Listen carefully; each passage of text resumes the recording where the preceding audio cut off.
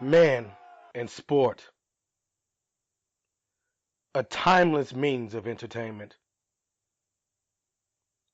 Some men hit home runs, others are curb stomped. Some win Cy Youngs, others get dunked on. Some men become MVPs, others have 70 saves in a game. But your stats won't matter here. Here we discuss the issues, search the hearts of men, and judge in vivid detail. Only raw takes will do. This is sports analysis. This is Sports Unchained. This is Sporticus!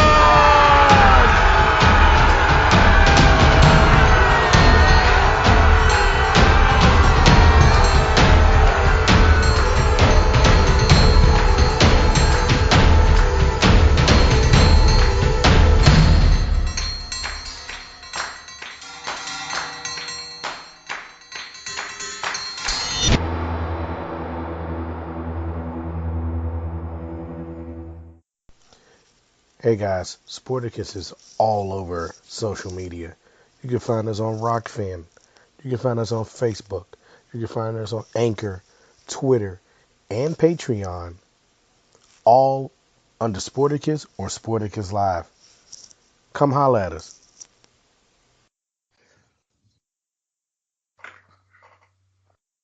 We do things a little differently around here too. Since Sporticus MMA, we're supplementing our Sporticus is supplementing the normal MMAtorch.com podcast. Until we form our own podcast, but there will be MMAtorch.com exclusive podcasts coming up. Ooh. So guys, don't worry. But we got Ray-Bans. I just made that up. Can I call you Ray-Bans? I should just call you Ray-Bans. Yeah, man. No, Ray's omoplata soup. I've never heard Ray-Bans before, but I do wear Ray-Bans, so I'll take it. See, I just came up with that. See, that sounds more like a segment though. Ray-Bans. Who sucks right now? Who's good since Ray-Bans are good? So I don't know. You can take that, put that in your show. You welcome. That's why I am a consultant on the side, a Covington consultant. Go look that up, people. Yes, you can hire me to do stuff for you just like that. You're welcome. I fucks with that. No, but man, Ray, tell us what you got going on, man, because you got some really amazing stuff happening in your life and that you're trying to put together. Please let us know. Yeah, man. Well, thank you for giving me the platform to kind of share first off. But yeah, man, for this past year and a half or so, I've been on this campaign to raise money to try to provide free jiu-jitsu and space for the people in my community who really just don't have access to it. I mean, I know a lot of people that listen to this probably aren't from KC, but the way that Kansas City is built and the way the jiu-jitsu gyms are located, they're all in the suburbs. None of them are in the heart of the city where, I personally believe jiu-jitsu could be the most beneficial. So my mission has been to really take the gym, put it right in the communities that need it the most so that we can maybe create a culture that we see in, these other jiu-jitsu gyms in the suburbs where, I mean, they have great networking. Everyone wants to see something positive for the next guy. Of course, everyone is, getting their fitness aspect out of it, which also, has been scientifically proven to help with the mental aspect. So, my end game is to try to reduce gun violence and trauma in our community. And hopefully this is just the start, man. I eventually would like to get into schools, but I know it's going to be a slow and steady walk to get there. And I definitely appreciate everyone that donated. We finally raised enough funds to buy mats today So just about 2 hours ago, I've officially purchased mats from Fuji, and they're going to be sending them in about 2 weeks, and we're going to lay them down, and we'll be training people, man. It's going to be great. Nah, that's awesome, man. You and I talk a little bit, off the record about some things. I want to donate as well. I want to help out, and I've been on my own journey, and I feel like I got some resources that maybe we could really pull together and get things going. Yeah. And I want to copy that. You made this so that people can copy it, and I Hmm. definitely want to do that. That's something I want to do, not just with young people, but with older Everyone. people as because young people, they're prone to gun violence, but I shoot a motherfucker too. I might need to, you know, I might need to do some classes, you know what I'm saying? But it's the discipline. In all seriousness, it's the discipline, and people need to learn the discipline. Sure. And it's not enough of that. My youngest sons are at the age where they need to start things, and that's literally something I've been looking into doing. And I'm just gonna go ahead and follow your formula and see how I could do it. Now, there's plenty of schools that might be open to such things like Montessori schools and uh stuff like that. Montessori, whatever. Who Hmm. gives a shit? Bougie ass alternative schools. That's what I think of them. Or just or even Head Starts. But there's plenty of places that might be open to it. I know it starts off young, and I'm glad you're starting off young, and that's super important because by teaching the kids, you can teach the parents too, and that'll Yep. be something that become a lifestyle and a trend in the community, like you said. Yep, that's really what I hope to do is, create a culture to where the kids train and then the parents want to train. Because, I have a saying in jujitsu, a family that trains together stays together, man. So, what jujitsu really allows a family, it puts that hour or hour and a half aside. And if you are, as a family, are training together, you guys are playing for an hour and a half. And I know a lot of families don't do that. They don't just sit there and play for an hour and a Right. half, interact with each other. So there's that huge aspect to it. But I want to kind of to go back a little bit because you said you want to kind of follow the blueprint. So, Yes. uh, to do this, I mean, it wasn't, just like I woke up and, thought, oh man, I'm going to start raising some money. It kind of was a slow and steady progression once I was seeing like a lot of the school shootings, and I mean, of course, our news, especially in the black community, man, we're all shooting each other, and there's Yep. all these thoughts and prayers, and nobody's really doing anything. Like everyone's just kind of like talking, and nobody's really doing anything. So I don't know if what I'm doing is the answer, but it's my answer. It's my only attempt at actually trying to do something in the community to reduce like these people shooting each other. And the trauma aspects of it. The people who have grown up in the childhoods and have had, abuse of their mother, physical abuse, sexual abuse, all that stuff stays with you throughout your entire life. And we don't have, as humans, really, the blueprint for dealing with trauma. Like, it's kind of sad when you really think about it because trauma is a sickness.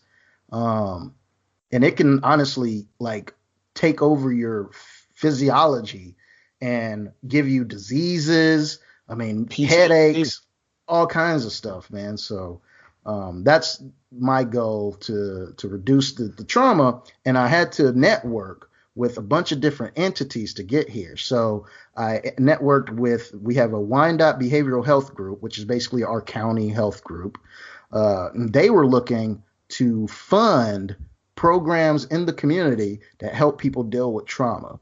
They didn't quite know what that looked like though until I brought them jujitsu because I know how much it's helped me as a former foster kid who kind of never really knew, had the right guidance. Besides, I mean, luckily I had good peers, but I know I could have easily went down the wrong way. Yeah, and you know what, man? That's the same here. It's crazy because I was just looking at some yearbook stuff, man, and a lot of really good people, and none of us went down that path. I mean, and I knew somebody who was in stuff but didn't go down that path, and it was awesome to see that. Like I see him, he's nowhere near close to that, But him being in that literally saved my ass before, Like I mean, just to work. It's like, no, like not him, or I could have been a victim, like. And thank God the other people who were chosen weren't victims, because it was literally like in a lineup, like, nah, skip him and then go to the next. But like, we're lucky to have such we were lucky to have that, and that's really odd to say. That's why I'm glad you're trying to change culture, because that's not something we want to walk around saying that, oh, I'm glad these gangbangers were better than the other ones. Right. We got gangbangers over here, like, but yeah. It's a great program, and it's beautiful, man. It's good to see that, and I'm gonna keep my eyes on it. We're gonna be sharing it here at Sporticus and MMA Torch, because that's something that that's an idea we've thrown out there and stuff. And we're gonna use your blueprint. Hopefully, we can franchise that idea. And I have to tell you one super essential part, because this is where I really feel like a bunch of jiu-jitsu gyms get it wrong. Overhead. They will try to find some, building in a strip mall, or, right off of the main street or highway, where they're paying, $3,000-$4,000 a month just to have the space. What I did, Sean, was I found me a abandoned school building that was repurposing the classrooms for other nonprofit organizations. And I am going to be taking over one of those classrooms and using that as the mat space. It's going to be significantly less expensive than if I was to get a storefront, or honestly lease from anyone else in the city.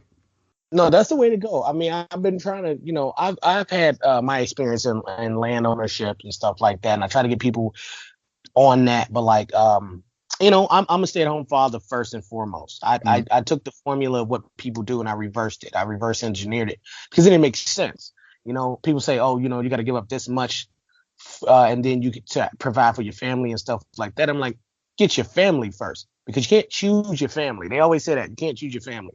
If you choose them first, you can. But what you can't do is get yourself into a situation where you are like 40 years old and it's like you're coming up on where you won't be having you don't have the option to have children at some point, so you're just rushing to find anybody that fits any of the molds. So I flipped all of that. I just had a family early on, and that's great. It's fantastic. I don't have to stress myself out about that. However, the alternative is I can only move. I move at a snail's pace when it comes to business. It takes a really long time to do things. So I find this to be something that I could really this fits in both of those realms. It's not only business, but it's something that I can my family can get to enjoy as well. And I want to hit something you said. Go back to something you said about the family that trains together, stays together. There's a really important aspect to it that people don't even get. If I can't whoop your ass, I got to talk about it. We got to talk about it, right? So if everybody in the family can whoop each other's ass and nobody can do anything, you got to talk about it. Because you can't go get a weapon because I'm whooping your ass, or you at least to a stalemate is what I'm saying. Sure. You can't put your hands on your wife. So that cut down on domestic violence. Your kids can't beat up each other, so that's gonna cut down on them hurting each other. They can't, if they're not fighting each other, they're not gonna be fighting others. So it really does cut down on everything, and that's just worst case scenario. I'm being a little funny about it, a little tongue in cheek. No, but that's literally the case. It literally is. No, I mean, I know. I would never try. I mean, basically anyone in my gym, I would never try any of them. Just because I know where that would go. And it's just, now we know that both of us have the skills, but we also have the discipline to not use those skills if we need to, if we can actually talk it out with our words.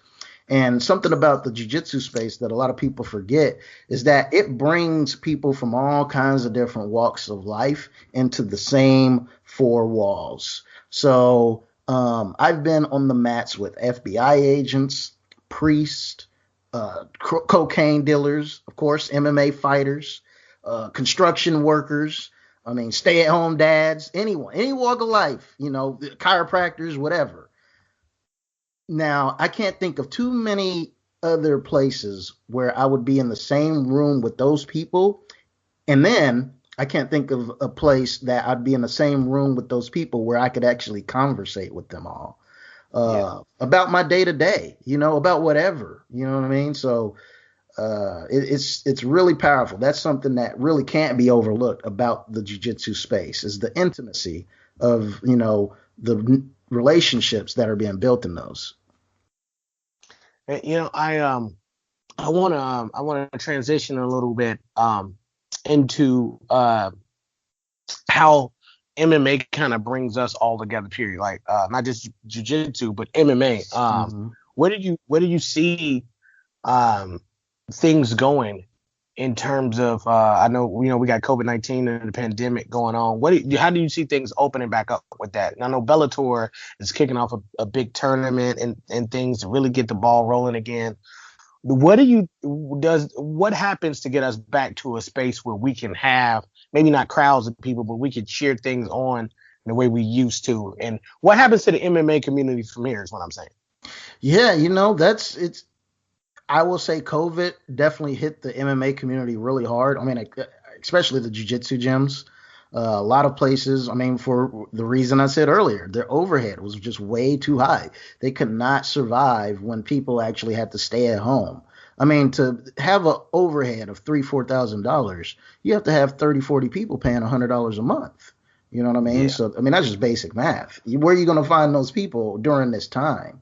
Right. Especially if you're not, a top-notch gym. So it's I really wish I had the answer for you, Sean, but to be honest, man, I don't. Even as I'm doing this jiu-jitsu project, I'm kind of having to find how to jump over certain hurdles to deal with the COVID-19.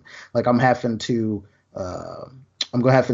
have people do appointments for the classes. So like I'm gonna have an 8-slot roster, so to speak, for each class, and people are gonna have to, put their name in those slots. And if you, put your name in those slots, you can come train. If not, then I'm sorry, buddy. We gotta kind of abide by the social distancing and the crowd gathering policies that are established by our city. Which, if I'm not mistaken, it's 10 or 15 more people in the same room. So.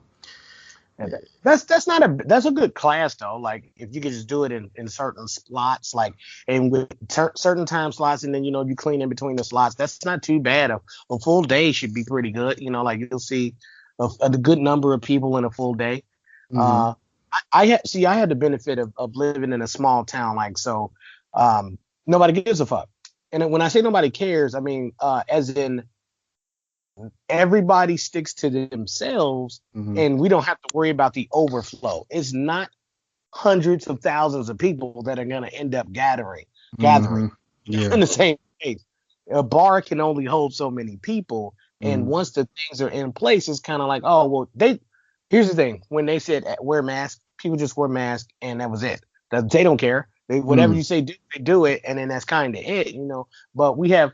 And we've been hit a considerably less than everyone else. Like our numbers would not go up for months. Like the particular county I'm in, we were good, man. Like we were fine. Like there were no outbreaks. There was nothing going on. And mm-hmm. Matter of fact, no one. My wife works for a place, and an elderly place, and no one got sick. None of the elderly people got sick or died from COVID this entire time. They kept it from every resident. Not one of them has gotten it, So that's amazing. That's remarkable. They're inoculating everyone too. So I know what you mean, man. Because like if it comes through there, then once one person gets it, then all the policies have to change. They already don't let people in for visits and stuff, which is kind of sad. You're still old. You still die from something else. And imagine not seeing, your children and stuff one last time. But, the overhead's crazy for a lot of these jiu-jitsu places that we went through that too because since it's a small town, you just kind of need more money for stuff. And yeah, it was Mm-hmm. like $3 grand just to rent out. There was this place in the mall, and I know the mall charges a lot of money Yeah. for you to have a space there, and it was Mm-hmm. a big space, dude. And yep, it was over, done, just like that. A lot of people. So the abandoned school would be great in Chicago. I know they got a lot of land that people are flipping out there. I'm familiar with it, familiar with a few people that are doing it. Um, Mm-hmm. and they flip, you just buy, but they're turning into Airbnbs, you know. And here's another free thing. If you want, if you have to, if abiding by the COVID-19 protocols, Airbnbs are decent places to do some things. You can't hold an event there. However, depending on the type of Airbnb, you might be able to, for days or a weekend. Let's say it's if it's an Airbnb, but it's more of a commercial space, then there might be something you could do there, Yeah. where the rules are a little bit more loose and stuff. But like I said, that's something we can talk about, off air. Sure. So besides where MMA is going, let's talk about the immediate future, the Mm. here now. What do you think about this UFC 259 card? UFC 259. That's the big one with the 3 title The fights. super card. Yep. Super card. So first, I can't say anything about the UFC without telling Dana White and them to go fuck themselves for that Black Lives Matter shenanigans and the whole Michael Chandler Black History Month ad. Yeah, y'all can keep that. So that's first and foremost. Let's set that base. Okay. Now, let's go ahead and get to the card. UFC 259. First, Izzy, what is your man doing? Oh shit. Well, yeah. Last time I spoke about this card was, that shit wasn't a thing yet. What's he doing, dog? What's your guy doing? No, nobody's rooting for him anymore. He's a weirdo. I know he's a weirdo. It's hard to root for him so I only knew like one part of it. Just say in the least graphic amount of detail what happened. They might not know. So Izzy posted a video. I think it was an older video, but regardless, it's new it to was us. older. It's new to us about him. He was talking with his mouth full, and then he just leaned over his dog and started feeding the dog whatever was in his mouth. That's first off. I don't know what that's about. All right, cool, whatever. Weird. That's enough. That's weird enough. Weird. But then, like hours later, I had went to sleep and I woke up to this. Hours later, he posted another video, and he was like hanging with his dog there, basically like spooning or some shit. And then he's starts to wiggle the dog's wee wee like on camera. Bestiality is not a thing that should be done. Okay, like it's actually illegal. You can't lay with beasts. Like there's a lot of things that people don't think are illegal that are. Like adultery is also illegal in a lot of places, and people don't realize it. Sure is. Also, people don't also don't realize that the age of consent and stuff is a real thing. It's not just what you think it is; it's what the actual laws are. Yep. So yeah, the fucking age is lower than what you people think while you're on your moral high ground. And you also need to shut the fuck up because some of your parents were fucking around too. Okay, let's just be for real. I know people who went to high school and they were dating 25-year-old men. Okay, I didn't know the dude. I didn't say it was okay. I'm just saying that shit happened, as in it's already past 10. Then shit we could do about it. So yeah, it's a lot of shit that's fucked up, and we can't do anything about it. Like Israel Adesanya jerking off his dog. Yeah, bro. So that was definitely set the tone for this segment. I mean, honestly, I'm kind of Izzy hater anyway. I wasn't really. I see. I really wasn't on board with the guys, but that's y'all's mans. So I'm gonna let y'all have that. But here's the thing. Off. Izzy's coming up to 205 pounds. That's a 20-pound weight jump. He's honestly probably not gonna be 205. I bet he's 203. He won't be. So Jan is an actual light heavyweight. he's been knocking motherfuckers out. And he is the champion now with champion confidence. I'm picking Jan by second round knockout, flatline. Possibly. Now I'm gonna stick with my original pick. Well, did I pick? Oh shit. Well, okay, I talked about the ways in which both of them can win, but I did not make a pick. But I'll make a pick here. Fuck. Yeah, that dog thing got you thinking, don't it? No, Israel Adesanya 4th round knockout, TKO. Oh, and You why? think Jan's gonna touch that man? No, I don't. I don't.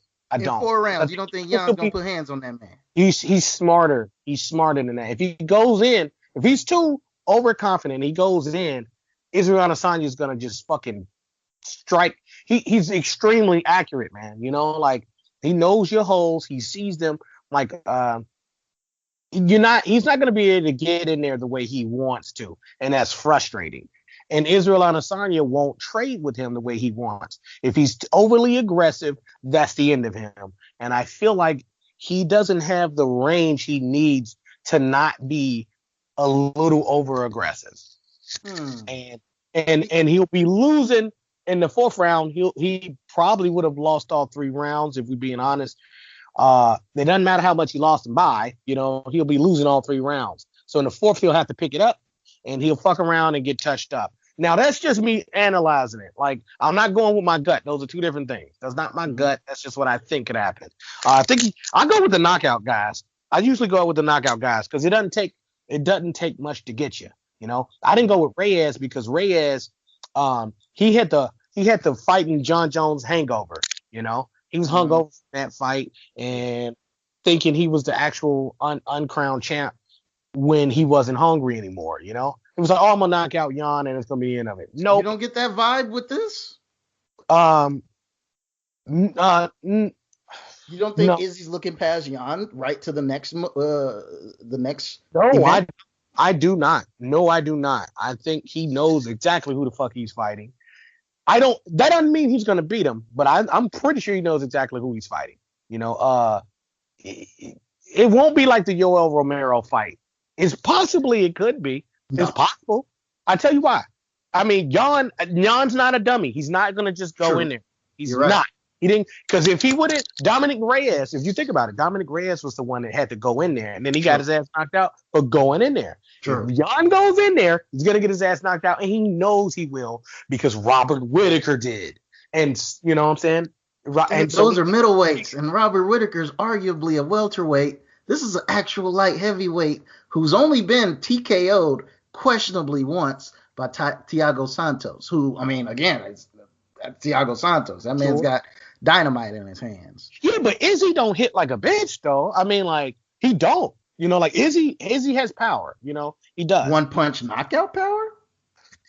No, I wouldn't say that necessarily. I think he could to some people, but, like, you know, not Jan. No. He's got a TKO. If he's not putting volume on Jan, he's not going to win. And I don't think he's going to put up enough volume to keep Jan on the back foot. I just don't. In rounds, I think he'll pick his spots, man. Like, okay, let's compare him to the guy that he had to beat to get here, which I arguably believe that he didn't beat him. But Anderson Silva. Anderson Silva would get you in, you know, it was just these little spurts, these little matchups within the fight where he would get you, and by the end of the round, you'd be like, fuck, I lost that round, because that was at least 2 or 3 times, like every minute and a half, he just kind of lets off on you, and you're like, yeah, okay, I blocked that stuff, but like he still got him, he got it in. Like you would have won taking that, and you were jockeying for position for like a full minute before the exchange happened. So, and you were just looking to survive. So, I think it could go either way, obviously. I like I said, my gut, you always go with the knockout guy, man, because it only takes one touch, and you win more money like that if you're a gambling man. So hell yeah, I'm gonna put my motherfucking money on I will put my money on the underdog in this one, whoever that is, and I think it's Jan's. Sonya. You think so? I think Jan's the underdog. I can check that real quick. Well, yeah, I put my money on him because he's a knockout guy and he's an underdog. Absolutely. So that's my money pick. For all y'all who looking for money picks, you better pick that shit. And I believe we'll be doing another show. Jan is a minus 200 or plus 200 underdog. Okay, there we go then. Put your money on him. That's what I'm gonna do. I'm gonna put $5 on him. See what that do. See what that get me on DraftKings. you know. But yeah, got a couple other good ones. The women's featherweight. People are thinking Amanda Nunes is just gonna walk through Megan Anderson. What do you think about that? I think Megan Anderson might shock the world. I hate to say it. I don't see a path to it, but she's big. She's big. Mm-hmm. I mean, I guess I see a path to it, but she's big, man. And Amanda Nunes had a lot of trouble with GDR. Yep, that's how that's exactly how I see it. And that's what I was talking about the last time I spoke with us about this. And I don't think Amanda Nunes is going to be strong enough to do the same things and keep her on the ground. However, Megan Anderson, if she ain't got hands, this shit is over. This shit's over if she ain't got enough hands. And it's hard to have hands. Well, Nunes can definitely take her down. 100%. Sure. And she can keep her down. I think so. Anderson has a terrible ground game. Yeah. Here's the thing. I'm just thinking about strength alone. Because Megan Anderson has nothing unless she hits her with something really hard. She has to overpower Amanda Nunes. That's the only way she's going to win this. And I can see that happening because it happens sometimes. It happened last time with Amanda Nunes when she had someone of this stature. But then again, I think about what Holly Holm was doing and how she just led Holly Holm into exactly what she wanted her. She led her into that kick. And I was like, man, why is Amanda Nunes taking any sort of hits from him? And then she knocked her out. I just knew something was going on. So Megan Anderson, I might get caught with that too. I don't think she'll win, but I think she can shock the world. I think it's worth putting a $5 bet on. Yes, I'll put it like that. Yes, it's got to happen sometime. And I don't know if she has the best chance of anybody ever, but who knows? Yeah. They avoided that Cyborg rematch like a mug, boy, didn't they? Yeah, they did. I'm surprised, a little surprised, but they did. There's another one. Peter Yan, Aljamain Sterling. Peter Yan's gonna whip his ass, and that's hard to say. Oh, I'm sad you said that. He gonna beat his ass, man. Did you see what Peter Yan be doing to people? Aljamain Sterling ain't on that level. I don't see him close. This is the one that's it's gonna be a better fight than the others, I think, but it's not really gonna be close ever, at any point. Man, I think the Funk Master is gonna submit Peter Yan. What?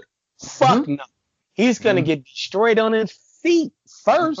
You're gonna have to stand up with him at some point. And when he said that like Sterling ain't got hands. Well, I'm not. See, that's the thing. Aljamain Sterling is a great fighter, but he just ain't. I don't think he's Peter Yan worthy. He's up there for the title fight, sure, but he's finna get his ass smoked, bro. Straight up. Yes. Smoke. I just really what I'm banking on is that Matt Serra black belt. You know what I'm saying? When you get a black belt from somebody like Matt Serra, that's a statement. And he's proven a few different times in the cage that he is an elite level grappler. That's really kind of what's got me leaning towards Sterling, because I don't think Yan has that type of ground game, especially wrestling. Sure. I mean, I don't know if he really needs it if he knocks him the fuck out, though, which he might. Yan pieces you up before you know it. And then here's the crazy part. You I got to get him to the ground. But but now he knows you're going to do it. So now you're going to get your ass whooped even worse. So, yeah, man, I see him getting his ass whooped badly. Not to it might go to distance. It'd probably go to distance. Not might. it'll probably go the distance. But it's a good chance it won't because Peter Yan just really, really lay it on him, man. I mean, he pepper him with shots. It's not like Sterling ain't got hands, but I don't see it. Now I'm old. I'm not that high on Peter Yan. I'm not that high on Peter Yan. He hasn't done enough to earn this level of respect. You know? I mean, sure, you got a decision win over John Dodson, a decision win over Jimmy Rivera, and then you fight down and Uriah Faber. Okay. And then you fight Jose Aldo for his first fight at bantamweight ever. Okay. So it's just like, all right. So now he's about to fight an actual bantamweight contender. And this is really what's going to push me over the fence one way or the other. Who is Sterling really beat in what way that really gives you the not the black belt? I'm talking about what about his resume stands out to you? Sure. You know, really for me, it was that submission that he hit on Cody Stamann. That was very impressive. Because I train obviously jiu-jitsu. I know how hard that particular move is, and he made it look easy. Do you remember that leg lock that he hit off of Cody Stamann's back? I don't. It's called a Suliyal stretch. He was backpacking him, and he reached under his leg, under Cody's leg, and basically kind of like a knee bar motion. But while he was still on his back, though, it's super impressive. And then, of course, the Corey Sandhagen rear naked. Come on. Yeah, no, don't get me wrong. I don't think that he's bad at whatsoever. And I've been keeping an eye on, like some names you just want to keep hearing, and I kept hearing his name. Corey Sandhagen, Pedro Munoz, Jimmy Rivera, Cody Stamann, Brett Johns. Those are his last 5 opponents. All good names. I just and all wins. John pieced up people was just kind of like, damn. Okay, well if you win this way, it's kind of over. It's kind of a wrap. You're Faber, though. I mean, all right. And a first time fighting at 135, Jose Aldo. I mean, all right. If that gets you off, bro, go ahead. I mean, come on, man. You have like Aldo? So Aldo's trash now? Well, his first time cutting the 135. But it's Aldo, man. I mean, come on. Nope, we're not doing that because look, if you take a fighter, Michael Johnson 155 is better than Michael Johnson 145. And you could say the same for 145. Dustin Poirier is better than, or 55 Poirier is better. But that doesn't happen all the time. You know, it's just sometimes a fighter doesn't fight that well at a different weight class. Can we agree to that? Sure. Absolutely. Because Conor McGregor gets his shit beat in at 170, as he should. He's not nearly as good as people think. I think Peter Yan is Dana White's escort, and he's trying to just make the easiest way for Peter Yan to get to superstardom. Oh, like Macy Barber or the Karate Hottie, Michelle Watterson. I don't know about that because Karate Hottie's had some tough matchups. She's not even in her natural weight class. They gave it to her. She got her ass whooped in her last fight, and they still gave it to her. She's not even in her natural weight class. She's a 105-pounder. I don't give a fuck what weight class she in. She's not that fucking. She's not that fucking good. In anything, Michelle Watterson is probably the most impressive.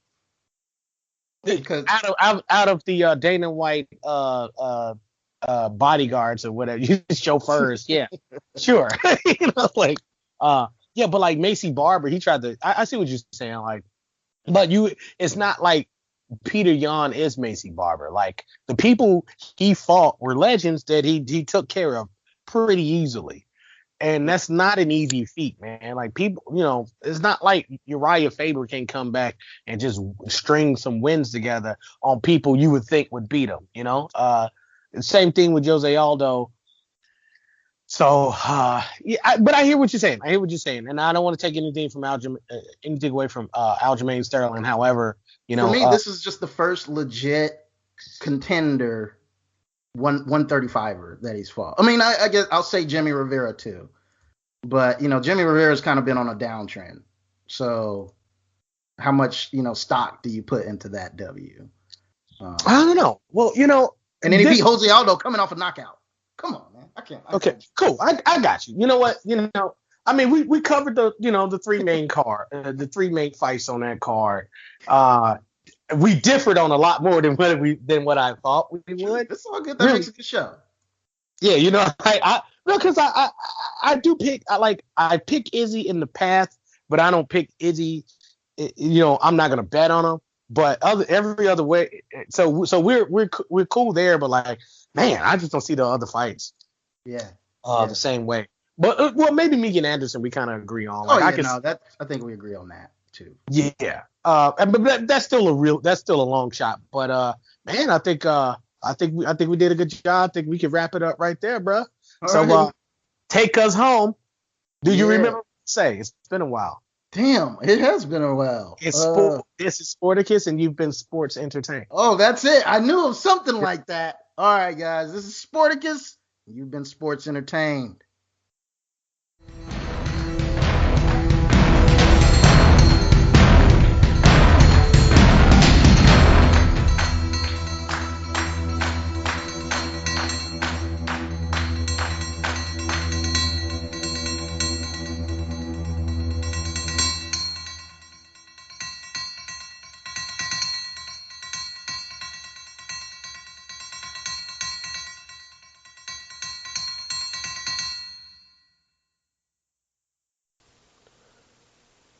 Sporticus is now on Patreon.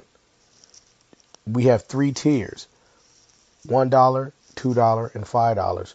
You can get things like bonus episodes, chat forums, polls and voting, live stream Q&As, monthly giveaways, and fan recognition. Become a patron today.